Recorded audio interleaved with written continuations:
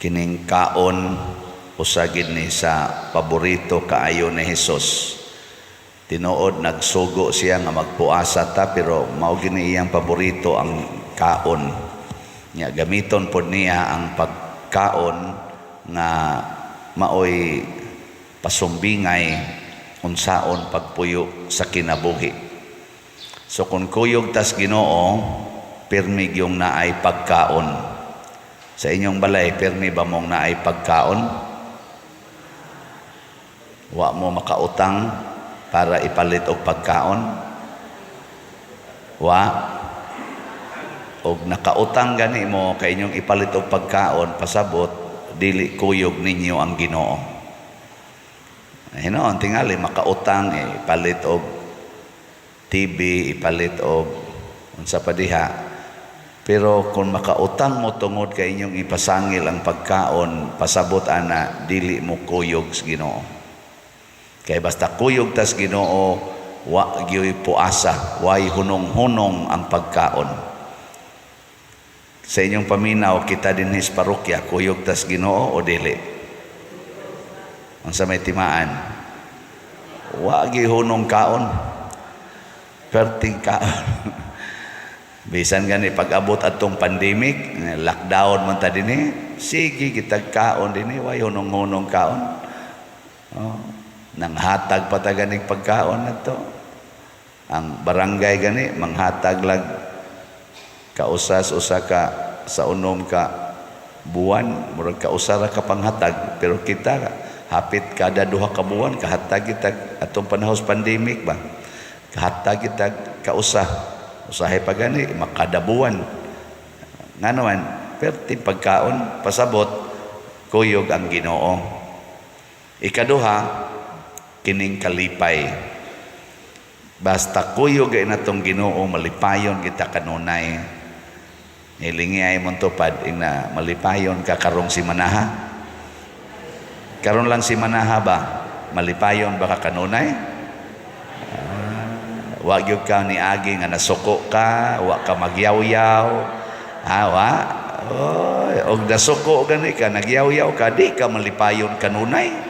Pasabot, nagputol-putol ang imong pagpakigkuyog ni Hesus. Kay kuyog tas Ginoo, bisag unsa pay sitwasyon, malipayon gid ta kanunay. Ana gyud na siya.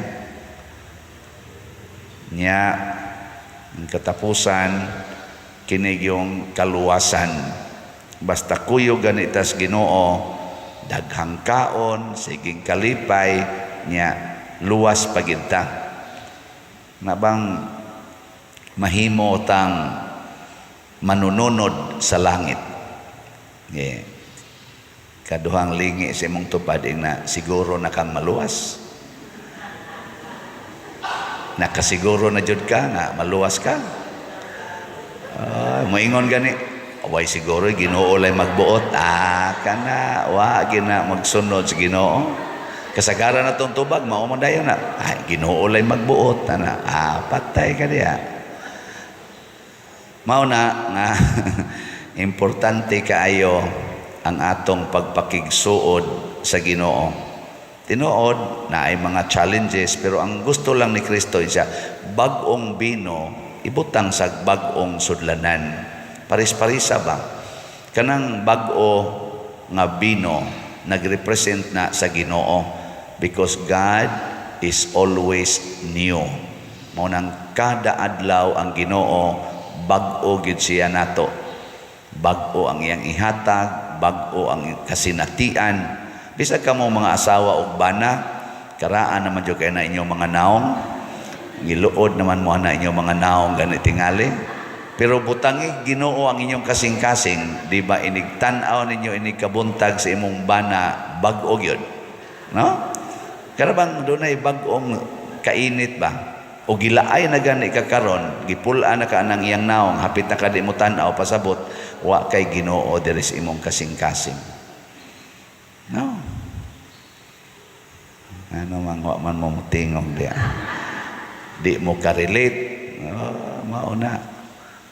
Nya mauna siya nga ang Ginoo pirmi kitang malipayon kaya nga tong experience pirmi mambago.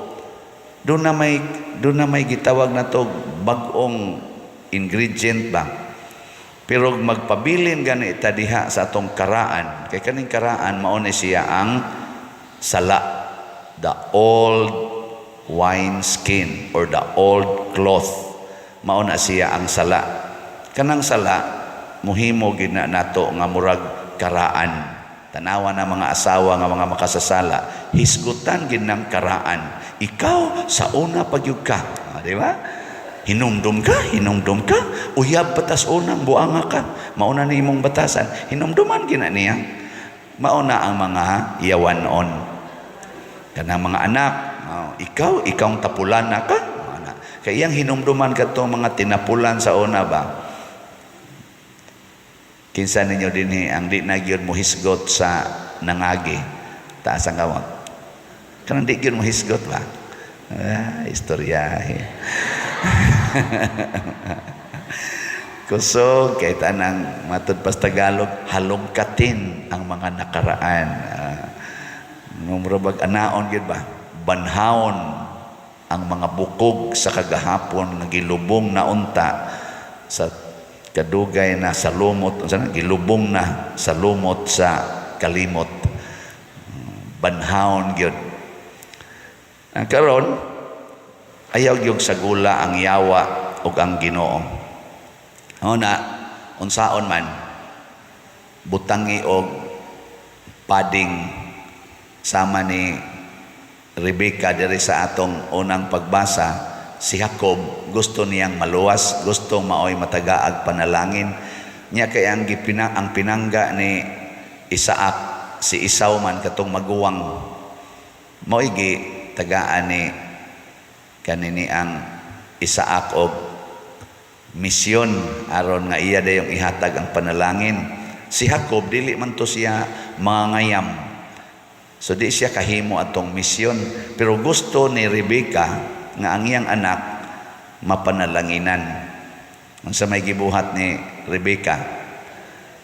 Iyang gi butang-butangan og pading si Jacob aron maoy mahatagag panalangin. Tinuod ang tingog ni Jacob wa mausab.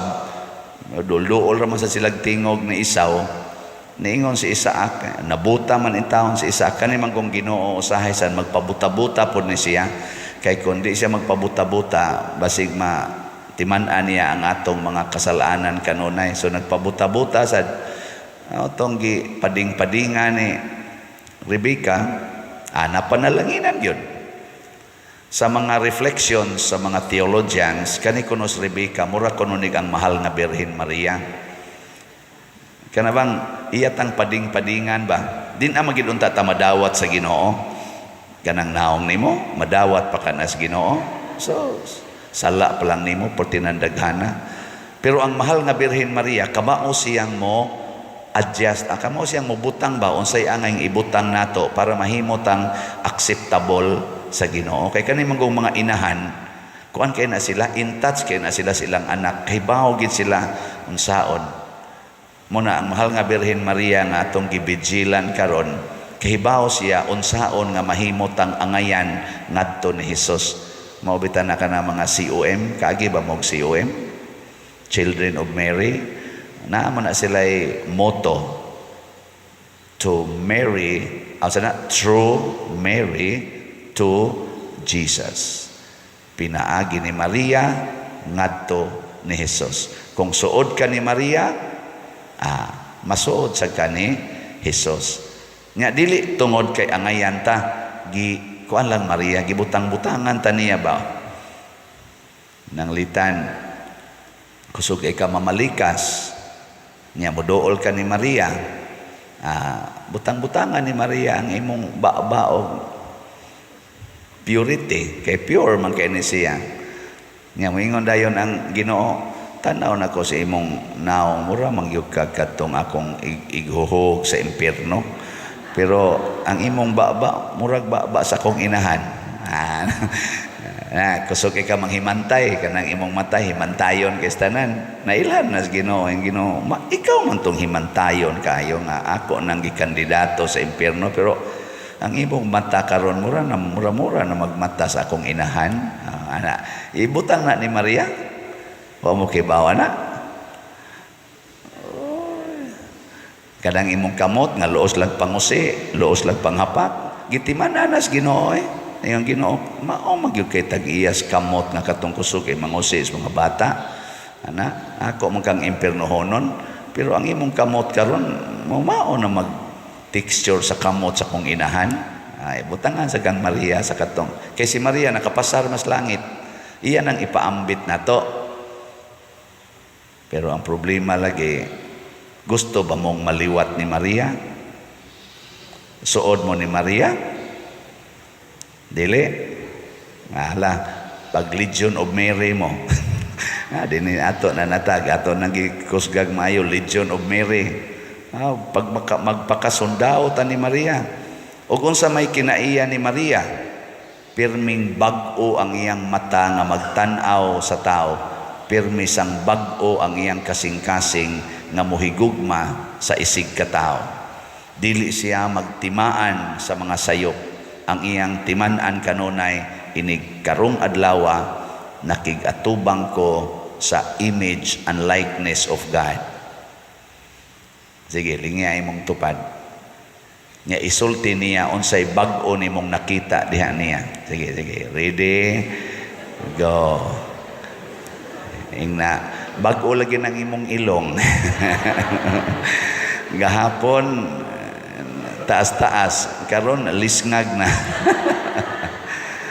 Uy, pangitag bag-o, pangitag bag-o gyud.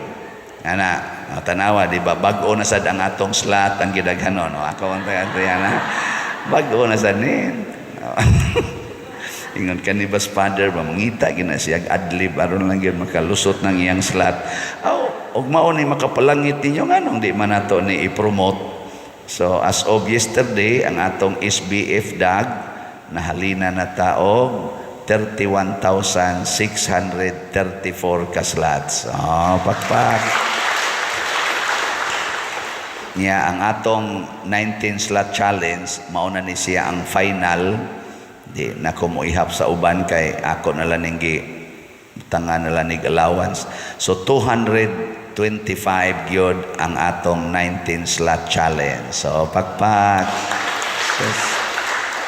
Nasa day mga tao no nga ganahan gid i-challenge. Gi pangutanan na imong tupad inaganahan ka i-challenge. Na ang uban wa gyud manglingi ay wa gyud mo i-challenge oy. Na uban ganahan kayo i-challenge. Mo na kana mga asawa i-challenge na lang ng bana. Dayog singhag-singhag, magdabog-dabog, na yaw-yaw aron lang gyud am-aman. Di ba? Ngita dito additional.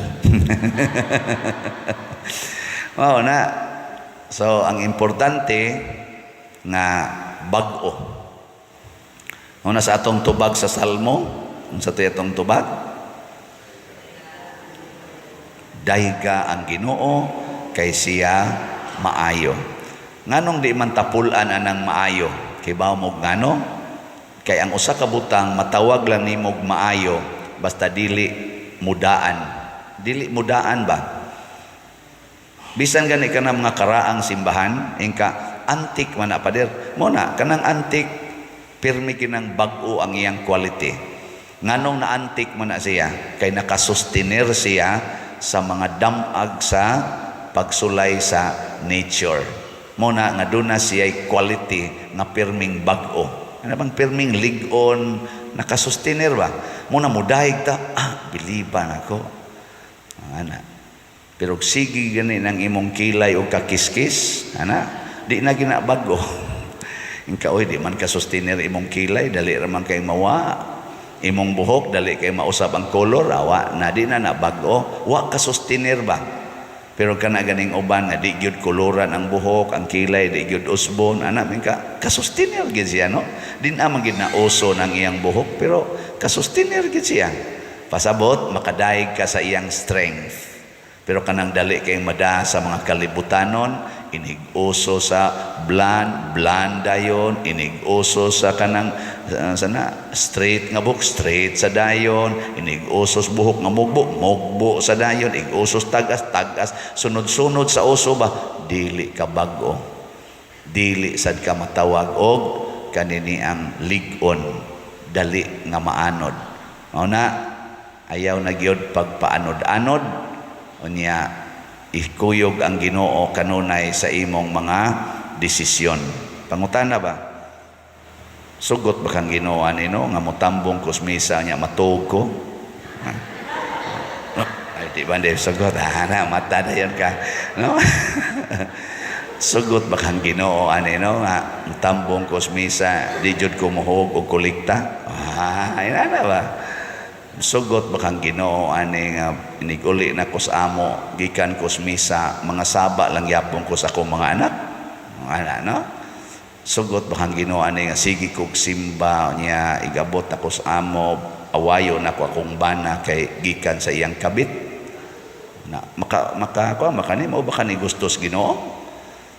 Mao ba kani gustos Ginoo nga kining akong igsuon ako gining padayonon ang kihan ako dito sa korte tungod lang aning mga utlanas yuta nga nangausab? Sugot ba kang Ginoo ani nga akong ikihan ning akong igagaw tungod las utang? No. Ay magduko-duko diha. Kay nindot kayo ng mangutana tas Ginoo. Og kun moingon gani ka wa ni mauyon sa kabubutos Ginoo, ilisi dayon, ingkalisod man padir, patabang ni Mama Mary. Kay di ginalisod basta sa Mama Mary na ana nato. Kadto bitang lisod kayo nako pagbayad sa utang sa ospital, akong manghod katos Klito, mga year 2000, na operahan sa kasing-kasing. Ang bayron noon sa ospital, 320,000. Bisa na lag 1,000, wa gyud ko'y kwarta. Nya diha ko sa seminaryo, ang tanan nagsalig nako, akong pamilya. Nabuhi ang akong igsuon nga naopirahas kasing-kasing, pero asa mag-ibayad, mamatay ra sa tusyag usab. Sige ra ko rosaryo, nako mahal nga Birhen, di jud ko motoo nga way solusyon ang Ginoo kung ikaw na maoy mangayo. Oy, dali ra kay nasulbad in 4 days. In 4 days nakakuha dayon ko 300 out 270 di ba to 200 o 300,000 na ada yun ni provide. Sus nindota lagi dali ara lagi ngayon ako bayranan man bisan tinunong na ingon payable when able nako bayronon man sige na sa kog pangayo hilig man jud ko aning pangayo. After mga 5 months, nakadawat yung kong mga 400,000. Apil pang maintenance akong manghod hangtod na ayo. Karon na, patyon na sad.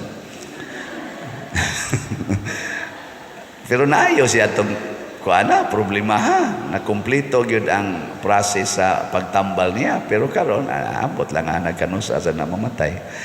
Ang importante, na maka-experience na ba? Doon lang kas mahal nga Birhen. Dali ra gyud kay istanan, pero ayaw dool niya nga magdaa ka giyawa kay di magina mosugot ang mahal nga Birhen. Ayaw sagula ang Ginoo ug ang yawa. Kada bang moingon ka mahal nga Birhen tabangi ko pero wa lang mikasal, mosabot ra ang Ginoo mahal nga Birhen wa mikasal ning mga Birhen. Ayaw i-combine ang sala ug ang kaning Ginoo. Sobra na sa nang imong gibuhat. Ana ba? Mahal nga Birhen, tabangi in town ko nga dili unta ko magkalisod nga dili unta ko masakit o kana ganing cancer, pero mag-inom lang ko aning pills kay lisod na jud kaayo daghan na kay mig anak. Yung mga ayaw ana sikag inom ng pills makanser gyud ka. Nya ako na lang niya ibahala nimo ini kamatay. Kay ako'y mudani mo ngadto sa akong anak, aron akong anak mo hukom nimo gasa ka ibutang ako lang tog kihat-kihatan unya, pero makanser gyud ka. Ano? Naman niyo man kong tutukan. Mahal nga birhen, ako musunod yung kus imong simplicity, pero lain sa kay tanawon mahal nga birhen, nga mukalit na ni kawa na ko'y kilay, ako naman kuning gikuanan, ako naman kuning naanad kong badlis, i-maintain lang din ako, mahal nga birhen, kay kilay is life man, mahal nga birhen, ikaw, buangon yun ka.